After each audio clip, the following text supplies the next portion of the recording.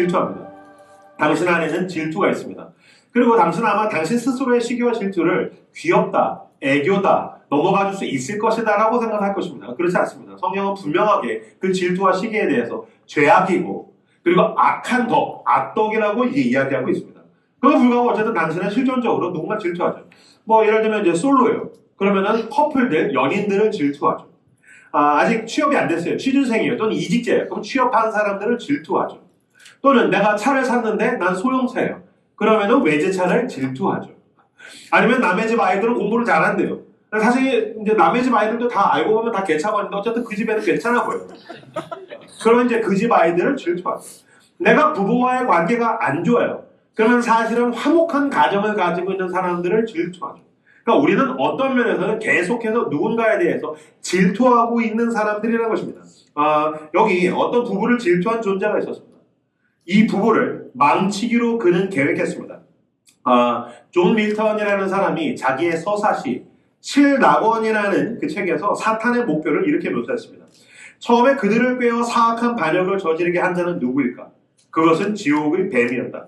그는 지독한 시기심과 복수심에 사로잡혀 인류의 어머니를 간교하게 넘어뜨렸다. 신라건 제1권에 나온 이야기입니다. 그러니까 인류가 최초로 죄를 지을 때에 누군가가 그것을 유혹할 때에 처음에 품게 된 마음이 뭐였다고? 질투였다고 하십니다. 왜 하나님은 인간을 저렇게까지 사랑하십니까? 왜 하나님은 인간을 특별하게 대우하십니까? 왜 하나님은 인간을 저렇게 인간에게 좋은 것들을 주시는가에 대해서 질투와 시기에 사로잡힌 지옥의 뱀, 사탄이 인간을 유혹했고, 인간의 죄성이 그것과 함께 반응하면서 죄를 짓게 되었다는 것입니다. 우리나라 속담에도 질투에 대한 속담이 있죠. 사촌이 땅을 사면 배가 아프다. 모두 알고 계실 겁니다. 근데 한번 이 속담을 분석해 볼까요? 사촌이 땅을 사면 배가 아프대요. 이 사촌은 누구냐면, 나랑 굉장히 친밀한 사람입니다. 그러니까 여러분 그거 아십니까? 질투는 친밀한 사람, 친한 사람, 내게 가까운 사람에 대해서 느낍니다. 나랑 상관없는 사람에 대해서 질투하지 않습니다. 여러분 그거 아십니까? 저는 프랑스 사람을 질투하지 않습니다. 난 프랑스를 한 번도 가보지 않았어요. 나는 미국 사람을 질투하지 않습니다. 나는 노벨상을 탄 나는 그 한강이라는 작가를 질투하지 않습니다.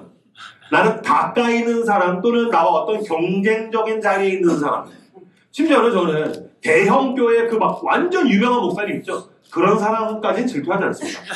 저랑 비슷한 고만고만한 목사들을 질투한다는 의미입니다.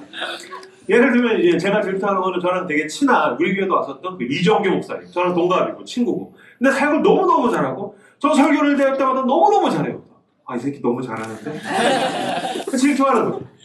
뭐 설교를 잘하고 은혜도 받지만 왜 나도 이렇게 잘할 수 있을까? 그것에 대한 질투가 생기는 겁니다.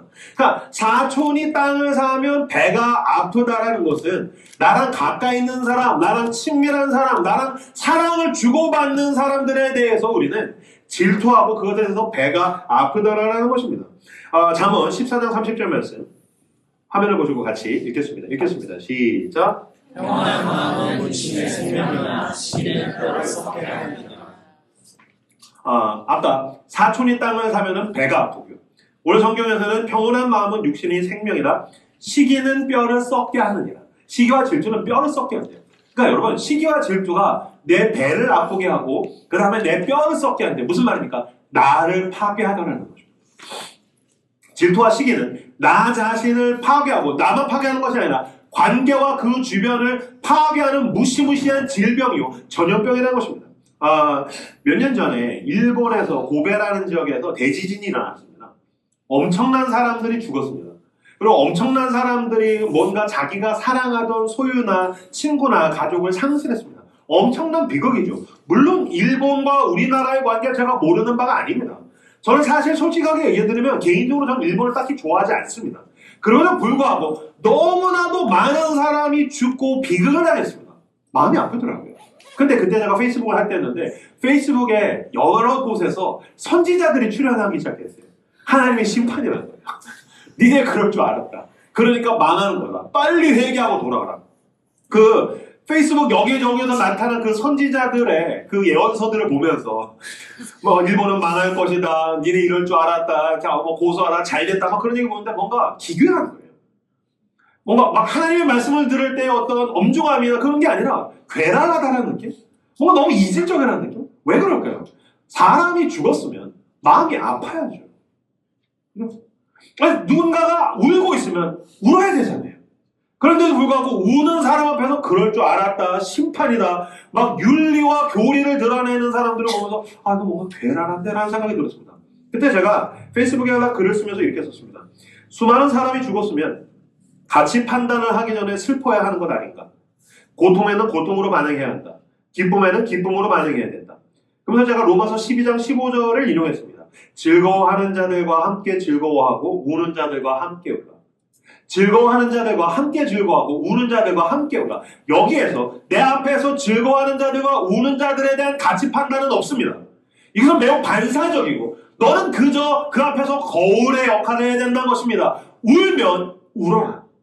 웃으면 울어라. 그 거울의 역할이 우리가 가치 판단을 하기 전에 먼저 선행해야 될 것이라는 것입니다. 그 고통이라는 단어가 있죠. 반대말이 뭘까요? 기쁨이죠. 그래서 고통과 기쁨은 반대말입니다. 근데 독일에서는 이 고통과 기쁨이라는 단어를 붙여서 씁니다. 고통을 의미하는 샤덴과 기쁨을 의미하는 프로이데가 같이 써요. 우리나라 말에서는 있을 수 없어요. 고통, 기쁨. 있을 수 없는 말이에요. 근데 샤덴 프로이데라는 말을 붙여서 써요. 고통, 기쁨이라는 말을 독일에서는 붙여서 써요. 이건 뭐냐면은 타인의 고통을 보면서 기뻐하는 마음. 샤덴 프로이데가 뭐라고요? 누군가의 고통을 보면서 그것을 즐기고 기뻐하는 마음을 샤덴 프로이데라고 한다는 거예요. 예를 들어 볼까요? 샤덴 프로이데란 무엇인가? 이게 이제 시기에 의한 감정을 표현하는 거거든요. 유대인 민담에도 있는 이야기고 뭐 여러 곳에 이런 설화는 계속 있습니다. 두 사람이 길을 걸어가고 있었다는 거예요. 한 명은 욕심이 많은 친구고 한 명은 시기가 많은데 둘이 친구예요. 근데 어쨌든 둘이 친구인데 한 명은 욕심이 많고 한 명은 시기가 많아요. 둘이서 길을 걸어가고 있는데 왕을 만나게 됐답니다. 왕이 기분이 좋았는지 이 욕심이 많은 친구와 시기가 많은 친구 이 둘한테 이렇게 얘기했단 말이에요. 내가 오늘 기분이 심히 좋다. 그러니 니네 오늘 땡 잡았다. 운 좋다. 너희들이 무엇이든지 말하면 내가 소원을 다 이루어주마. 그런데 너가 무언가를 요구하면 네 옆에 있는 친구에게 그 2배로 응답하겠다라고 얘기했다는 거예요. 욕심이 많은 친구가 고민이 생겼어요. 1,000만 원을 주십시오. 그럼 내 친구가 2,000만 원이 생기는 거네. 1억을 주십시오. 나에게 1억이 생기는 건 기분 좋지만 내 친구는 2억이 생기잖아. 욕심이 많은 친구도 이거 어떻게 해야 되지라고 주저하고 있는데 무엇보다 시기가 많은 친구가 이게 용납이 안 되는 거예요. 100억을 주십시오. 내 친구가 200억이 생긴다고? 나에게 100억이 생기는 것보다 내 친구가 나보다 100억이 더 많다는 것 앞에서 갈등하기 시작합니다. 시간이 길어지니까 왕이 뭐야 니네 소원 없어? 그럼 나 그냥 간다 그랬더니 아닙니다 하면서 시기가 많은 친구가 이렇게 얘기했단 거예요. 폐하 내 한쪽 눈을 빼내어 주십시오. 폐하 내 한쪽 눈을 빼내어 주십시오. 나는 한쪽 눈을 잃죠. 고통을 받죠. 근데 내 옆에 있는 욕심이 많은 친구, 지금 자기의 소원을 이야기하지 못하는 그 친구는 양쪽 눈을 잃게 되겠죠. 타인의 고통을 기뻐하는 것을 샤덴 프로이데라고 이야기한다는 것입니다. 이런 시기에 대한 비극적인 이야기는 여러분 성경에서 수두룩합니다. 가장 대표적인 얘기를 해보죠. 아까 아담과 하와라는 그 부부를 유혹해서 죄에 빠지게 한 것이 시기와 질투에 의한 유혹이었다고 한다면 그 아담과 하와의 아들들에 대해서는 시기와 질투는 열매를 맺게 됩니다. 충격적인 사건으로 열매를 맺게 되죠. 무엇입니까? 가인과 아벨이 형 동생이 제사를 드렸는데 하나님께서 가인의 제사를 받지 않으셨어요. 아벨의 제사를 받으셨어요. 그걸 가지고서 어떤 사람은 가인이 곡식으로 제사 드려서 안 받고 아벨이 고기로 드려서 그래서 하나님이 육식주의자구나 그렇게 해석하시면 안 됩니다. 하나님이 왜 가인의 제사를 안 받으셨는지는 알 수 없습니다. 분명한 건 가인의 제사를 받지 않으셨다는 것입니다. 그럼 여러분 인간적으로 상식적으로 합리적으로 생각하면 하나님이 내 제사를 안 받으셨으면 뭘 점검해야 됩니까? 나와 하나님과의 관계를 점검해야 됩니다. 근데 여러분 그거 아십니까? 나와 하나님과의 관계가 어그러진 사람은 나와 하나님과의 관계에서 온전함과 기쁨이 없으면 그때부터는 타인의 고통에서 기쁨을 찾으려고 합니다. 내가 지금 기쁨을 잃은 것, 내가 온전한 관계가 무너진 건 저 새끼 때문이야. 아벨 때문이야. 그래서 어떻게 합니까? 아무도 모르는 사이에 들녘으로 가서 동생을 때려 죽입니다. 물론 때려 죽일 때 내가 뭐 하는 거지? 자책과 죄책감이 아마 약간은 뒤섞여서 있을 수도 있지만 시기와 질투에 매여서 하는 모든 행동이 그렇듯이 자기를 합리화했을 겁니다. 너 때문이야. 지금부터 내가 하는 모든 폭력성은 오라. 너가 나를 힘들게 한 거야. 너 때문에 내가 지금 고통받는 거야. 그러니 이 고통을 너도 받아야 돼. 그의 고통을 샤데는 프로이드 기뻐하는 것. 이것이 바로 시기에 의한 충격적인 결말이라는 것입니다. 하나님과의 관계에서 즐거움을 놓치게 되면요, 가인이 선택하는 것은 아벨의 고통을 즐거워하는 것입니다. 이 문장을 여러분 기억해 주시기 바랍니다. 하나님과의 관계에서 온전한 즐거움이 있습니다. 그래서 하나님과의 관계에서 나는 나 스스로 만족할 수 있습니다. 근데 이 관계가 어그러지고 이 즐거움을 놓치게 되면 그때부터 사람은 뭘 선택하냐면은 타인, 아벨의 샤덴, 고통을 프로이드의 즐거워하는 것으로 기울어가기 시작하더라는 것입니다. 에마누엘 칸트라는 철학자가 재밌는 말을 했어요. 친한 친구의 고통에는 마냥 아프지만은 않은 무언가가 있다. 친한 친구의 고통에는 마냥 아프지만은 않은 무언가가 있다. 그 샤덴 프로이드예요. 샤덴 프로이드가 막 살인, 내 한쪽 눈을 빼내주십시오. 끔찍하죠. 적용해 볼까요? 자, 친구가 연애를 했어요. 그래서 여자친구, 남자친구 데리고 왔어요. 너무 멋있는 남자를 데리고 왔어요. 너무 이쁜 여자를 데리고 왔어요. 게다가 막 성품도 너무 좋아요. 그러면 야 축하해 라고 하는데 배가 아프기 시작해요. 그죠? 친한 친구의 즐거움에 대해서 우리는 배가 아파요. 근데 들려오는 소식이 그 연인, 그 내 친구의 연인의 집에 빚이 있다라는 거예요. 그 이야기를 들었는데 뭔가 알 수 없는 안도의 한숨. 다행이다. 친한 친구의 고통에는 마냥 아프지 않은 무언가가 있는 거죠. 친구가 주식을 했어요. 주식이 완전히 막 떡상해가지고 돈을 엄청나게 벌었어요. 배가 아프기 시작하죠. 심지어 여러분 배만 아픕니까? 왠지 알 수 없는데, 이거 뭐라고 합리적으로 설명할 수 없는데, 친구가 주식이 잘 되면 땅값이 오르지 않습니까? 하나님 불공평하십니다. 이렇게 신실한 나는 집값도 안 오르고 집도 못 얻고 있는데 왜 내 친구는 주식 예수도 안 믿는데 하나님 불공평하십니다. 배가 아프기 시작합니다. 근데 그 주식에서 돈을 버는 친구가 비트코인으로 갈아타더니 완전히 망했어요. 그래서 야 친구야 너 힘들겠다라고 하는데 안도의 한숨을 하면서 뭔가 다행이다. 친한 친구의 고통에는 마냥 아프지 않은 무언가가 있는 것이죠. 친구가 나보다 더 좋은 데에 취업을 해요. 아픈 거죠. 배가 아파요. 내 뼈를 썩게 하는 거죠. 하나님 불공평합니다. 하나님 불공평합니다. 근데 그 회사에 갔더니 뭔가 팀장이 막 또라이예요. 그래서 막 괴롭힘을 당해요. 그러면 다행이다. 나만 고통을 받는 게 아니구나. 그게 바로 샤덴 프로이드입니다. 그러니까 당신은 하나님 앞에서 불공평하다라고 이야기하는 그 언저리에 있는 무언가들, 그리고 내가 갖지 못한 것을 가진 사람들과의 관계를 잘 찾아보십시오. 나는 하나님과 나와의 관계에서 오롯한 온전한 기쁨을 놓치게 되면 우리는 아벨의 샤덴을 쫓아다니며 그것으로 프로이드하고 싶어합니다. 타인의 고통을 뒤적거리며 쓰레기통을 뒤적거리듯이 여기 어디 내가 뭔가 먹을 만한 즐거움이 있지 않을까? 게다가 저는 적극적으로 남의 고통을 찾아다니며 기쁨을 추구하는 사람은 거의 하이에나 같은 인간이라고 생각해요. 전 대놓고 누군가를 혐오한다는 말을 할 데가 없는데 전 혐오하는 사람이 있습니다. 사이버 레카라고 이야기하는 사람들입니다. 그들은 언론이 아닙니다. 왜냐면 언론에는 최소한의 저널리즘이 있어야 됩니다.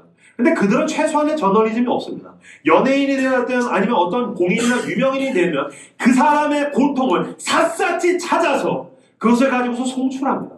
그럼 수많은 사람들이 그걸 와서 보죠. 그것으로 자기의 인지도를 쌓고 영향력을 쌓고 그것으로 수입을 벌어들입니다. 여러분, 하이에나는 어떤 동물입니까? 자기가 직접 사냥을 하는 것도 있겠지만 누군가가 죽기를 기다리는 겁니다. 예전에 되게 끔찍한 사진이었는데 아프리카에 기아 아이가 굶어서 죽어가고 있는데 하이에나가 어슬렁거리는 거죠. 왜 그러죠? 죽어야 내가 먹이가 생기니까. 마찬가지로 어떤 사람이 누군가가 아프고 피를 흘려야 그걸 먹고 자기의 만족과 자기의 유익과 자기의 이득을 채울 수 있다면 그는 모기와 같은 인간입니다. 그는 하이에나와 같은 인간입니다. 근데 여러분 끔찍한 것은 뭐냐면 그들이 아무런 필터링이 되지 않은 무분별한 사이버 레카의 정보들을 수많은 사람들이 클릭한다는 것입니다. 여러분 저도 때때로 그럴 때가 있습니다. 누군가가 힘든 일을 당했고 누군가가 아픈 일을 당했고 그가 연예인이 됐든 공인이 됐든 정치인이 됐든 사실은 나는 큰 상관이 없는 사람인데 누군가가 아프고 고통당한 그 스캔들과 가심을 읽으면서 뭔가 내가 상승하는 것 같은, 내가 뭔가 어딘가 고소하다고 느끼는 그런 감정을 느끼고 있다면 사실 우리도 지금 그 사람과 더불어 사이버 레카들과 더불어서 샤덴 프로이드 하고 있는 겁니다. 그것은 성경에서 금하고 있는 시기와 질투요, 악독입니다. 우리가 그런 사람들의 그 하이에나와 같은 정보들을 클릭할 때 그들은 더 많은 것들을 양산해낼 것이기 때문입니다. 그러므로 여러분, 내가 타인의 고통을 기뻐하는 것이 아니라 하나님과의 관계에서 온전한 기쁨을 추구하시는 여러분들 다 되시기를 주님의 이름으로 축복합니다. 학자들은 자기 자신에 대한 자부심이 낮을수록 샤덴프로이데를 더 자주 강하게 느낀다고 얘기합니다. 심리학자들은. 무슨 말이냐면 자기 자신에 대한 만족도가 낮으면 그때부터는 하이에나와 같이 어슬렁거리면서 먹이를 찾는다는 거예요. 누가 지금 샤덴하고 있나? 누가 고통받고 있나? 누가 아파하고 있나? 아파하는 거 볼 때 나만 힘든 게 아니고 다행이다 그러면서 안도의 한숨을 쉬고 있다는 것입니다. 그런데 여러분, 이것은 이 감정, 그때 느끼는 감정, 저 샤덴프로이데를 우리나라에서 뭐라고 표현할까 했더니 고소하다. 우리나라는 그걸 고소하다는 거 볼게요. 그러니까 고소하다는 것은 무슨 뜻입니까? 고소한 맛이라는 것은 자극적이고 대단한 맛은 아닌데 뭔가 깊이 들어오는 맛이죠. 그러니까 우리는 타인의 고통에 대해서 막 맵고 달고 짜릿한 맛을 느끼는 건 아닌데 뭔가 분명한 것은 그것에 대해서 맛을 느끼고 있다는 거예요. 근데 이 고소한 맛은 사실 이 샤덴프로이데는 어떤 진정한 즐거움이 아니고요. 여러분 생각해 보세요. 타인이 고통을 받는다고 해서 내가 실제적으로 좋아지는 건 하나도 없잖아요. 그냥 상승되는 쾌감만 있는 겁니다. 여러분, 그거는 진정한 즐거움이나 만족이나 기쁨이 아니라 그것은 어떤 면에서는 광기에 더 가깝습니다. 그러니까 누군가가 고통받고 있는데 그것으로 인해서 만족감을 느끼고 고소해하고 기쁨을 느끼고 있다면 그것은 진정한 의미에서 즐거움이 아니라 어떤 면에서 혀에서 매운맛은 고통에 의한 맛이잖아요. 그런 방식으로 광기에 더 가까울 수 있다는 것입니다. 성경에 보면은 질투에 눈이 멀어가지고 광기를 추구하는 사람들에 대한 이야기가 여러 나옵니다. 간단하게 몇 개만 소개해드리자면은 창세기 30장 1절에 보시면요. 같이 읽겠습니다. 시작. 라헬이 자기가 야곱에게서 아들을 낳지 못함을 보고 그의 언니를 시기하여 야곱에게 이르되 내가 시기하다. 그렇지 아니하면 내가 죽겠노라. 라헬이 야곱은 부인이 넷이 있죠. 원래 둘이었습니다. 야곱이 사랑하는 라헬, 그리고 삼촌 라반한테 속아가지고서 억지로 결혼하게 된 레아. 근데 인생은 참 아이러니해요. 아들을 누가 낳았냐면은 야곱이 사랑하지 않는 레아가 아들을 순풍순풍 낳습니다. 고대 사회에서 아들을 낳는다는 건 여자의 명예입니다. 근데 라헬은 아들을 낳지를 못해요. 그러니까 라헬이 언니를 어떻게 합니까? 시기합니다. 근데 여러분 생각해 보세요. 질투에 눈이 먼 사람은 내가 못 가졌고 그 사람은 가지고 있는 그것만 봐요. 그 사람에게 굉장히 입체적인 무언가가 있다는 것을 보지 못해요. 지금 레아에게는 어떤 삶이 있죠? 남편이 그를 사랑해주지 않아요. 평생을 못생긴 외모 때문에 부모에게도 사랑받지 못했고 남편에게도 사랑받지 못했어요. 그러면서 고통받으면서 살다가 아들이 태어났으면 축하해야 될 일이잖아요. 물론 나도 아들을 못 낳아서 힘들지만 당신에겐 잘된 일이다. 축하해 줄 수 있는 거잖아요. 근데 그의 언니를 시기하여 야곱에게 이르되 내게 자식을 낳게 하라. 그렇지 않으면 내가 죽겠다. 나 죽어도 좋으니까 아들 낳게 해라. 그는 광기에 눈이 멀게 됩니다. 나중에 어떻게 하는지 아십니까? 자기가 아들을 못 낳으니까 자기 몸종, 여종을 남편에게 붙입니다. 이 광기의 경쟁이 레아에게서도 그대로 불붙어서 어쭈 한번 해보자는 거지. 그래서 레아도 자기 여종을 야곱에게 보냅니다. 그래서 야곱은 아내가 둘이었는데 넷이 됐으니까 최종 승자는 야곱인가요? 그렇지 않을 겁니다. 그죠? 부인이 넷이나 필요하지 않기 때문입니다. 저는 한 명으로 만족합니다. 한 명과 사는 것도 쉬운 일은 아니거든요. 근데 넷이나 이 광기의 아들 낳기 경쟁이 나중에는 요셉을 노예로 팔아버리는 자리까지 가게 되죠. 그래서 여러분, 질투에 눈이 먼 사람은 진정한 즐거움을 추구하는 것이 아니라 광기에 사로잡혀서 내가 저 인간이 사라져야지 뭔가 발을 뻗고 잘 것 같이 느낍니다. 그 사울 왕도 그렇죠. 여러분, 사울이 다윗을 질투하지 않습니까? 다윗이 누구입니까? 40일 동안 블레셋과의 싸움에서 누구도 골리앗 앞에 나가지 못할 때 용감하게 혼자 전진해 나아간 전사 아닙니까? 게다가 그는 청소년이었단 말입니다. 아무도 나가지 못하고 사울 왕 자기도 나가지 못했는데 꼬맹이가 하나 나갔으면 너 대단하다. 너 나보다 낫다. 너 나보다 훌륭하다. 그렇게 공을 치하해 주지 못할 망정 전쟁이 끝나고 돌아오는데 여성들이 모여가지고서 노래를 부르는데 사울은 천천히요 다윗은 만만이다. 이제 아마 다윗이 미혼이니까 다윗을 더 좋아했겠죠. 그런 노래 부르면 야, 내 왕보다 다윗이 더 잘났다는 거 허허허 하고 넘어가도 되는데 거기에 질투에 눈이 멀게 됩니다. 그래서 사울이 죽기 전까지는 내가 발을 뻗고 잠을 못 자겠다. 무엇입니까? 광기입니다. 샤덴프로이드에 사로잡혀 있는 사람들은 다 광기에 사로잡혀서 노예와 같이 살다라는 것입니다. 나는 안 되는데 너는 되고, 나는 못 가졌는데 너는 가졌고, 그럴 때 우리는 서로가 서로에게 개바구니와 같이 살려고 합니다. 보니까 개는 바구니에, 개들이 서로 바구니에 빠져나오려고 할 때 사람이 그걸 담을 필요가 없답니다. 하나가 올라가면 알아서 끌어내린답니다. 샤덴프로이드에 사로잡힌 이 광기의 사람들이 살아가는 세상은 여러분 좀비의 세상입니다. 난 좀비인데 왜 넌 사람이냐? 난 사람같이 못 사는데 왜 넌 사람같이 사느냐? 못 참겠다. 그래서 물어가지고 그 사람도 좀비로 만들어야 직성이 풀리는 좀비들의 사회에서 회개하고 돌이켜 하나님의 사람으로 살아가시는 여러분들 되시기를 주님의 이름으로 축복합니다. 질투의 사람은 세상을 시소 게임으로 인식합니다. 저희 꼬맹이들 보니까 시소 타더라고요. 보니까 질투에 사로잡혀 있는 사람들, 이 샤덴프로이드의 사람들은 인생을 시소로 인식하는 것 같아요. 내 친구가 떴어요. 근데 나는 얘를 뜨게 하려고 가라앉았어요. 못 견디는 거죠. 그래서 내가 얘를 가라앉게 하려고 나도 뜨려고 하는 거죠. 네가 가라앉아야지 내가 뜬다. 네가 뜨면 내가 가라앉아야 된다. 인생을 시소로 인식해요. 여러분 인생은 시소가 아니에요. 그 사람이 샤덴해야 내가 프로이드 할 수 있는 게 아니에요. 인생은 어떤 면에서 등산에 더 가까워요. 인생은 여행에 더 가깝다고요. 내가 인생을 살다가 보면 강을 넘어갈 때도 있고 산을 오를 때도 있고 사막을 걸어갈 때도 있어요. 누군가가 무대 위에 오를 때가 있고 스포트라이트를 받을 때가 있는데 그건 나랑은 상관없는 거예요. 주께서 내 삶을 끌고 가시면서 때때로는 나를 높은 곳에, 때때로는 나를 험준한 계곡에, 여러 과정을 통해서 주님이 인도하시는 건데 질투와 시기에 눈이 먼 사람들은 인생을 시소 게임으로 인식해요. 네가 떴으니 내가 너무너무 고통스럽다. 너가 고통받아야지 내가 기쁨을 누릴 수 있지. 이 샤덴프로이드의 사람은 인생을 시소 게임으로 인식합니다. 이 시소 게임으로 세상을 인식하는 사람들은 누군가에 대해서 칭찬을 해주거나 누군가에게서 축복을 해주거나 누군가에게서 좋은 것을 봤을 때 그냥 말을 넘어가지를 못합니다. 제가 예를 가지고 왔습니다. 시소에 앉은 질투의 사람은 꼭 이런 식으로 얘기합니다.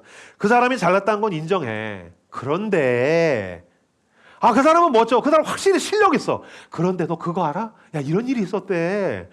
물론 내가 잘못한 걸 인정할게. 그런데 요즘 그 사람이 대단한 일을 했다고 들었어. 야, 그런데 말이야. 네가 모르는 얘기를 들려줄게. 분명히 이건 놀라운 사실이야. 그런데 라고 하면서 그때부터는 그 떠오르는 사람이 다시 시소에서 가라앉을 만한 험담을 이야기합니다. 그래서 여러분, 험담은 샤덴프로이드의 사람, 하이에나들의 주특기입니다. 험담으로 만족하는 것은 자기의 비천함을 그대로 드러내는 것입니다. 자기의 영혼이 얼마나 빈곤한지를 드러내는 것입니다. 제가 봤을 때 이 그런데가 문제예요. 그런데 저로 치면 이제 야, 이정규 목사 설교 너무 좋잖아. 그런데 옷을 좀 못 입지? 옷은 내가 더 잘 입지? 그게 무슨 의미가 있습니까? 그 말 하지 마십시오. 말을 해버렸네요. 아니요, 제 친구는 너무너무 탁월한 설교자입니다. 그냥 거기서 끝내야 됩니다. 그런 면에서 여러분, 샤덴프로이드를 멈추고 싶다면 여러분의 입에서 나올 때 그런데가 아니라 그냥 끝 맺음으로 내려버리십시오. 마침표를 찍으십시오. 제가 바꿨습니다. 그런데가 문제입니다. 그런데를 끝으로 바꾸십시오. 그 사람이 잘났다는 걸 인정해. 끝! 그 다음에 그런데는 변기에 물을 내리듯이 내 내면과 영혼에 있는 더러운 오물을 씻겨 나가게 하는 것입니다. 하면서 그 사람 멋져. 끝! 내 경쟁자라서 나도 끌어내리고 싶은데. 끝! 멋져. 그 사람 확실히 실력이 있어. 끝! 내가 잘못했다는 거 인정할게. 끝! 요즘 그 사람이 대단한 일을 했다고 들었어. 끝. 분명 이건 놀라운 일이야. 끝. 주님, 나머지는 당신이 알아서 하십시오. 주님, 나는 공정한 심판관이 아닙니다. 심판은 당신이 하십니다. 내가 할 수 있는 것은 여기까지. 인정과 축복과 칭찬에서 매듭 짓고 그런데 이후는 그리스도께 내어드리는 저 여러분들 다 되시기를 주님의 이름으로 축복합니다. 시기와 질투의 사람들은 굉장히 근시안이에요. 뭐냐면은 어떤 사건이나 사람을 볼 때에 깊이 있게 멀리 바라보지 못해요. 굉장히 짧게만 봐요. 무슨 말이냐면요. 시기와 질투로 온통 쓰레기통이 되어 있는 거는 인스타그램입니다. 여러분 그거 아시죠? 인스타그램은 구라입니다. 따라서 해주십시오. 인스타그램은 구라다. 여러분 인스타그램은 구라입니다. 인스타그램은 구라. 그건 본질적으로 거짓입니다. 여러분 인스타그램을 보지 않습니까? 여기서 제 하나가 있지만 인스타그램을 보면 저는 세상에서 가장 다정한 아빠입니다. 세상에 이명규같이 다정한 아빠가 없어요. 저는 워커홀릭이라서 절대적인 시간을 못 내는 아빠입니다. 전 일주일에 애들이랑 밥 먹는 게 한두 번도 잘 안 됩니다. 저는 그냥 아침에 애들 등교시키면서 나가서 전 11시, 12시에 퇴근합니다. 그러니까 저는 절대적으로 시간을 못 내는 그런 무심한 아빠입니다. 잘 챙겨주지도 못합니다. 근데 다만 밥 먹을 때 행복한 사진을 아내가 찍어서 올리면 저는 사역도 잘하고 옷도 잘 입는데 다정한 아빠도 되는 거죠. 그러니까 사람들은 와, 이 목사는 사역도 잘하고 설교도 잘하고 옷도 잘 입고 힙한데 다정하기도 하고 다 가졌네. 다 가진 사람이 어디 있어? 그건 거짓말이에요. 그건 거짓말이라고요. 자, 예를 들어 볼게요. 누군가한테 두 사람에게 100만 원씩 줬어요. A와 B에게 100만 원씩 줬어요. 그리고서 자, 이 100만 원으로 당신이 일주일 동안 입을 옷을 사시오 그랬어요. 자, A는 7일간 매일 바꿔 입을 만한 옷을 7벌을 샀어요. 100을 7으로 나누면 뭐 한 15만 원 정도 되겠죠? 15만 원 정도 옷을 샀어요. 근데 B는 한 벌을 90만 원짜리를 샀어요. 그리고 나머지 6벌은 10,000원짜리를 샀어요. 그래서 이 A라는 사람은 매일 15만 원짜리 옷을 갈아입는 거죠. 새로운 옷을. B는 90만 원짜리 옷을 입고 사진을 찍어서 인스타그램에 올립니다. 그럼 사람들이 부러워하죠. 그리고 그 나머지 6일을 10,000원짜리 옷을 입는 거예요. 그럼 여러분 실제적인 삶의 퀄리티는 누가 높을까요? A죠. 매일 좋은 옷을 갈아입는 사람이 좋죠. 근데 사람들은 우와 B 봐 대단해. 제가 지금 약간 어거지로 말을 만들어냈지만 이야기를 만들어냈지만 인생의 총량은 다 비슷비슷해요. 인간의 총량은 다 비슷비슷하다고요. 근데 그걸 보면서 질투심을 이기질 못하는 거예요. 여러분 인간에게 있는 어떠한 장점이나 빛나는 지점이나 뭔가 훌륭한 것 그 이면에는 굉장히 복잡 다단한 이야기가 다 들어가 있어요. 다 가진 사람도 없고요. 아무것도 안 가진 사람도 없어요. 인생의 총량이야. 성경에 말하는 모든 사람은 죄인이라는 말에 뜻은 인간은 다 비슷비슷하고 별 볼 일 없는 존재. 결국엔 은혜가 필요한 존재라는 뜻이라는 것입니다. 그런 면에서 시기와 질투에 눈이 멀어가지고 누군가에게 내가 못 가진 걸 가진 사람을 극단적으로 부러워하고 질투하고 시기하는 것이 아니라 하나님께서 내 삶 가운데 베풀어 주신 가장 좋은 것들을 보려면 무엇을 알아야 되는가? 어떤 것을 바라봐야 되는가? 자, 시기와 질투를 이기는 힘 2가지에 대해서 간단하게 살펴보도록 하겠습니다. 첫 번째, 하나님은 나를 가장 좋은 곳으로 인도하신다는 것을 믿으셔야 됩니다. 믿음은 늘 나로 하여금 하나님은 나를 가장 좋은 곳으로 인도하신다는 것을 보게 만듭니다. 그러니까 질투에 눈이 먼 사람은 나한테 가지지 못한 무언가를 가진 사람 그것만 보게 하는데 믿음의 사람은 그때에 하나님은 나한테 가장 좋은 것을 주실 거야. 하나님을 바라보게 만든다는 것입니다. 제라드 리드라는 사람이 이렇게 얘기했습니다. 시기는 친구의 성공에 대해 결코 기립박수를 제안하는 법이 없다. 시기는 친구의 성공에 대해서 결코 기립박수를 제안하는 법이 없다는 거예요. 친구가 잘 됐어요. 야, 너 진짜 축하한다. 이게 안 돼요. 왜? 배가 아프니까. 막 뼈가 썩는 것 같으니까. 막 견디질 못하는 거예요. 왜 그럴까요? 이 사람은 잘 됐고 난 안 됐고. 이 사람은 풀리고 나는 꼬였고. 그렇게 생각하는 거예요. 근데 여러분, 제가 봤을 때에 진짜 순수한 마음에서 남들을 쉽게 칭찬하고 축복해 줄 수 있는 사람들은 그래도 객관적으로 일이 잘 풀리는 사람들이 그렇게 칭찬해 줄 때가 좀 많더라고요. 그러니까 내가 잘 되면 남이 잘 됐을 때 잘 된 거 축하해. 너 진짜 잘 돼서 내가 너무 좋아 라고 하는 게 조금 더 손쉬워져요. 왜? 내가 잘 됐으니까. 그리고 내가 잘 될 게 확실하니까. 근데 내가 지금 안 된다고 생각하니까 칭찬이 안 되는 거거든요. 그때 뭘 봐야 됩니까? 지금은 내가 안 되지만 하나님이 나를 결국에는 되게 하실 거야. 지금은 꼬였지만 주님이 풀어주실 거야. 지금은 망한 것 같지만 주님이 결국에 나를 가장 좋은 곳으로 인도하실 거야 라는 것을 믿을 때에 우리는 내 앞에서 누군가가 잘 됐을 때 기립박수를 제안할 수 있습니다. 왜 그렇습니까? 이 사람의 인생과 내 인생의 리듬이 다르기 때문입니다. 시간이 다르기 때문입니다. 귤은 겨울에 열매를 맺습니다. 근데 귤이 여름과 가을에 열매 맺는 뭐 감 이런 걸 질투한다고 생각해 보세요. 감이 가을에 열매 맺어. 귤이 막 왜 난 가을이 아니야? 왜 가을에는 막 갓만 팔고 왜 난 안 돼? 그래서 귤이 가을에도 날 팔아주세요라고 하면은 떫은 귤이 되게 됩니다. 계절이 되어야 열매를 맺게 되는 겁니다. 여러분 그거 아십니까? 하나님이 나의 시간은 다 다르게 계획하셨다는 겁니다. 시기와 리듬이 다르다는 겁니다. 그러면 내가 나의 계절을 향해서 가고 있는데 주님께서 지금 열심히 하나님의 열심으로 일하고 계시는데 왜 지금 열매 맺은 사람을 축복도 못하겠습니까? 하나님을 믿는다라고 이야기하면서 내가 그분으로 인해서 구원받았다라고 이야기하면서 예수 믿으면 천국 간다면서요. 천국 간다는 것은 무슨 뜻입니까? 예수를 믿으면 결국엔 가장 좋은 곳으로 주님이 나를 인도하신다는 뜻입니다. 그것을 믿을 때 우리는 친구의 성공에 대해서 기립박수를 제안할 수 있더라는 거예요. 저는 저희 신대원 졸업할 때 제 친구들은 동기들은 신대원 3학년 졸업했거든요. 저는 4학년 졸업했습니다.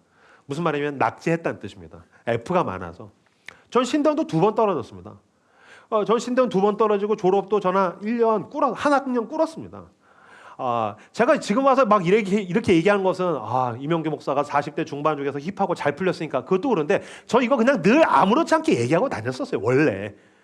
왜냐면 그 사람의 인생이랑 내 인생은 전혀 다르다고 생각했었어요. 저는 여러분 제가 얼마나 근사한 인간이냐면 제가 졸업에 실패하고 낙제했습니다. 근데 제 동기들 졸업식 날 제가 간 사람입니다. 난 졸업 못했는데 내 동기들 졸업식 날 갔습니다. 왜요? 내가 그동안 3년 동안 동고동락했고 사랑했던 동기들이 졸업하니까 갔죠. 가가지고 그 사람들 축하해주고 순댓국 먹고 끝나고 나서 롤 하려고 그래서 갔어요.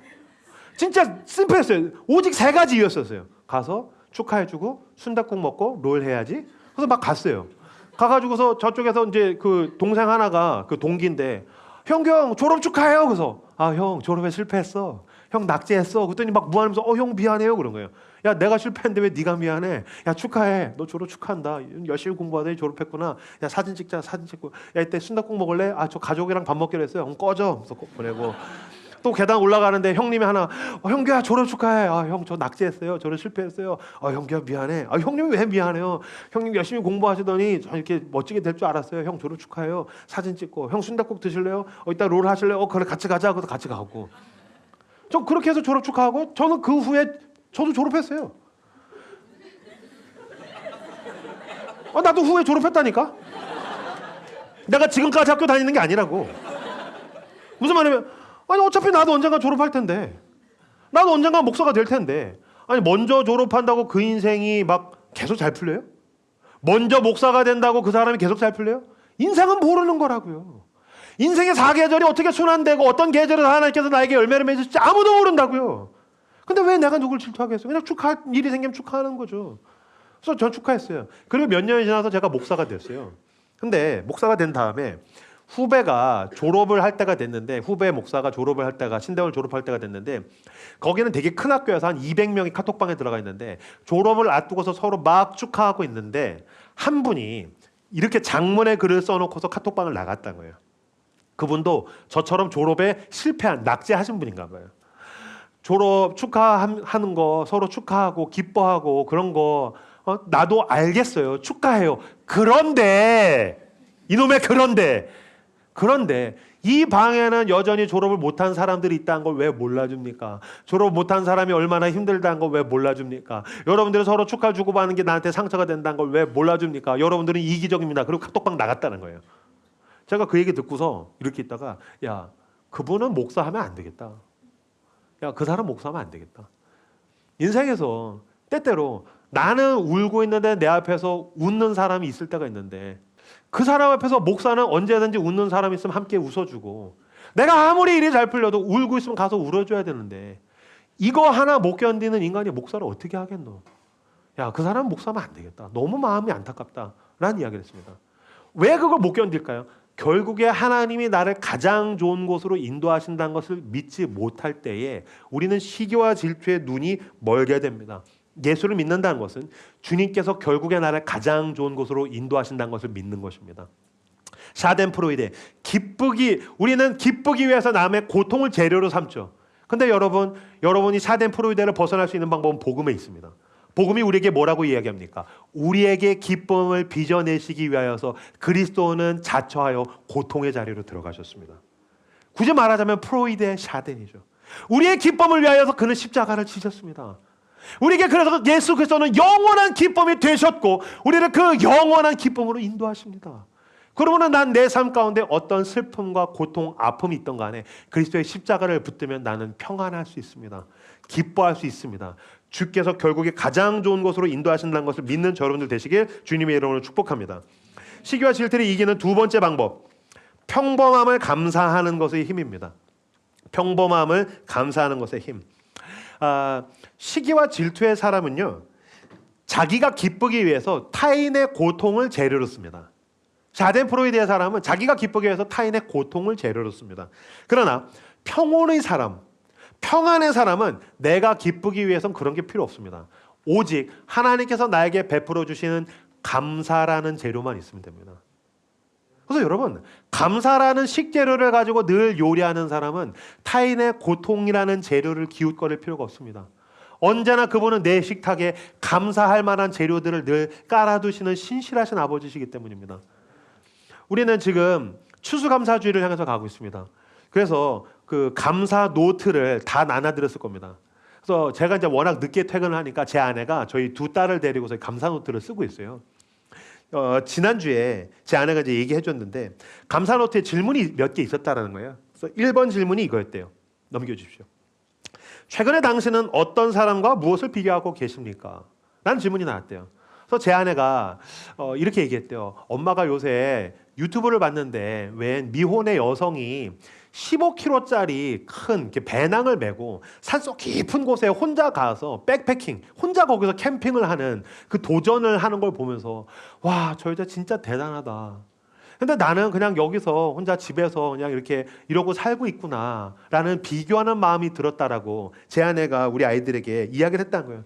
저 사람은 대단한 도전을 하는 것 같은데 나는 너무 평범한 하루를 보내는 것 같아서 속상한 마음이 들었다고 제 아내가 이렇게 얘기를 했더니 은율이가, 저희 큰딸이 이렇게 얘기했다는 거예요. 엄마, 근데 그 여자는 결혼 아직 안 했지? 그랬더니 응.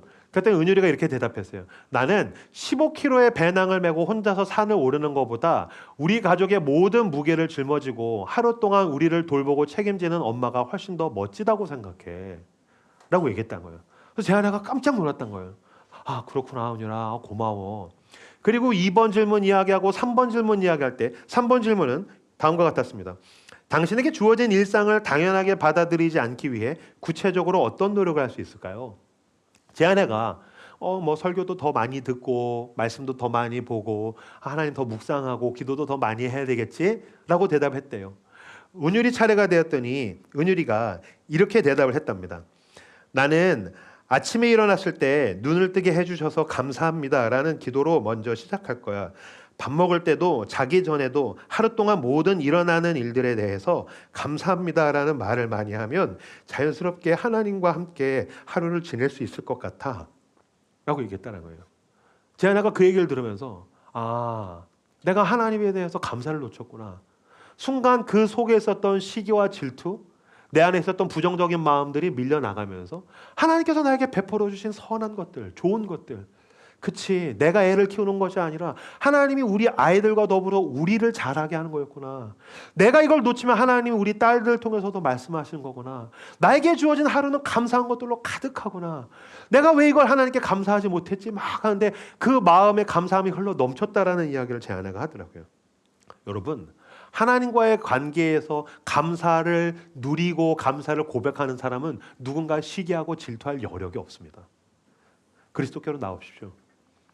나에게 가장 좋은 것을 주셨으며 주시며 인도하실 그리스도께로 함께 나아갑시다. 그가 우리에게서 기쁨을 빚어내시기 위하여서 친히 고통을 당하셨습니다. 저는 믿습니다. 주께서 결국에 나를 가장 좋은 곳으로 인도하실 뿐만이 아니라 오늘도 임형규라는 그 영혼의 식탁에는 감사할 만한 것들이 가득합니다. 그것으로 기뻐하며 감사하며 살아가시는 충만한 감사의 사람들 다 되시기를 주님의 이름으로 축복합니다. 그리스도께서 우리에게 기쁨을 빚어내시기 위해서 고통을 지셨듯이 감사로 충만한 사람은 이제 샤덴프로이데를 선택하는 것이 아니라 십자가를 선택하기로 결정합니다. 우리는 추수감사주의를 향해서 나아가고 있습니다. 다음 주일 추수감사주일 때는 11조를 제외한 모든 헌금은 우크라이나 전쟁 피해자들과 그리고 그 탄자니아에서 선교센터를 짓는 것과 그리고 우리나라에서 이 혹독한 겨울에 연탄을 떼어야 되는 사람들을 향해서 모두 흘려보내겠습니다. 우리는 기쁘기 위해서 타인의 고통을 재료로 찾는 것이 아닙니다. 그 사람을 기쁘게 해주기 위해서 내가 손해를 보기로 선택하는 사람입니다. 그 사람에게 충만하기 위해서 우리는 고통을 선택하는 예수님을 닮은 사람들입니다. 일주일 동안 감사로 제사 드리고 기도하고 열심히 내게 있는 용돈과 물질을 모아서 그 하나님의 복, 은혜가 필요한 곳에 흘려보내시는 충만한 감사의 사람들 다 되시기를 주님의 이름으로 축복합니다. 반주해 주시죠. 시기와 질투가 아니라 우는 자들과 함께 울고 웃는 자들과 함께 웃는 공감과 축복의 사람이 되길 원합니다. 시기는 내 뼈를 썩게 하고 내 배를 아프게 하죠. 나는 회개하고 돌이켜 예수의 십자가, 나를 가장 좋은 곳으로 인도하실 주님을 붙들고 평안함으로 감사함으로 주님을 한 걸음 한 걸음 따라가기를 원합니다. 주여, 내가 보지 말아야 될 것들을 보지 않게 하시고 봐야 할 감사와 은혜를 보게 하여 주시옵소서라고 오늘 우리에게 주신 말씀 붙들고 함께 기도하며 나아가도록 하겠습니다. 기도합시다.